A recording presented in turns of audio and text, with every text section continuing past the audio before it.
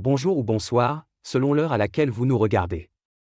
Je suis votre chroniqueur audio et animateur de podcast pour l'ODJ Média, et aujourd'hui, je vous lis une chronique poignante de Mohamed Aït Belhassan. Elle traite d'un sujet brûlant, l'état alarmant de notre système de santé publique au Maroc, pris entre contradictions, colère et urgence vitale. Le Maroc vit une contradiction criante.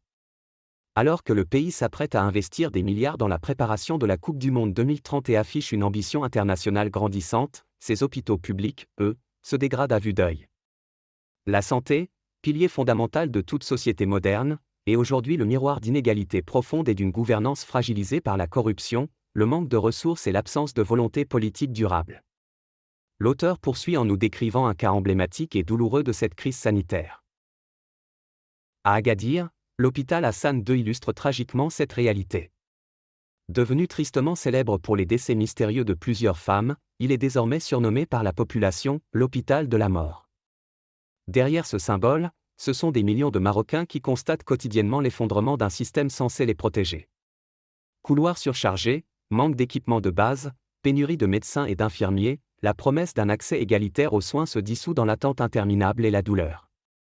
L'auteur affirme ensuite que ce déséquilibre s'accentue entre public et privé. À ce tableau déjà sombre s'ajoute un contraste choquant.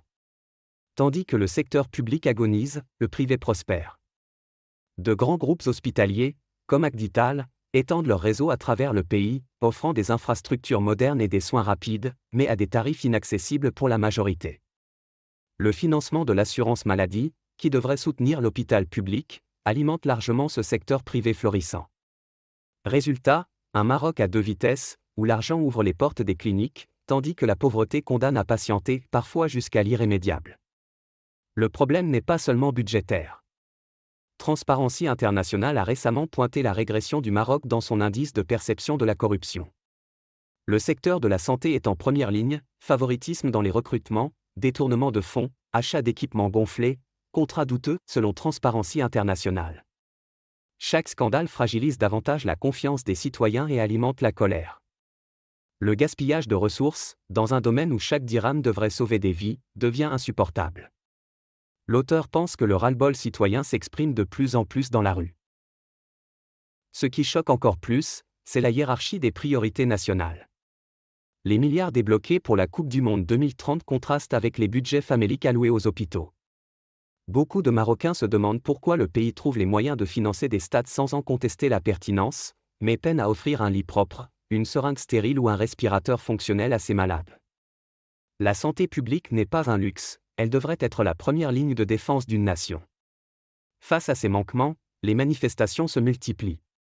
Dans les grandes villes comme dans les villages reculés, la demande est claire, de meilleurs hôpitaux, des routes praticables pour y accéder, des réseaux mobiles pour alerter et informer. La santé devient un cri collectif, un marqueur de la dignité bafouée. La colère populaire ne vise pas seulement les carences du système, mais aussi les promesses répétées du gouvernement restées lettre morte. L'auteur conclut par un appel fort à une gouvernance sanitaire volontariste.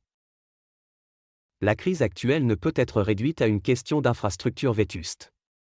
Elle pose un problème de gouvernance. Elle révèle la distance grandissante entre un État qui multiplie les annonces, des CHU en cours de construction dans chaque région, et une population qui n'y croit plus. Elle montre aussi que le développement économique vanté dans les rapports officiels ne profite pas aux services de base. La santé est le thermomètre du contrat social, quand elle décline, c'est tout le pacte national qui vacille. Il est encore temps d'agir. Le Maroc dispose d'un vivier de compétences médicales, souvent parties à l'étranger faute de perspectives locales. Il possède des capacités budgétaires, prouvées par l'ampleur des investissements consentis dans d'autres domaines. Ce qui manque, c'est une volonté claire de placer la santé au sommet des priorités, loin des logiques de rente et des calculs électoraux. Sans ce sursaut, la fracture entre public et privé continuera de s'élargir, transformant la santé en privilège réservé aux plus aisés.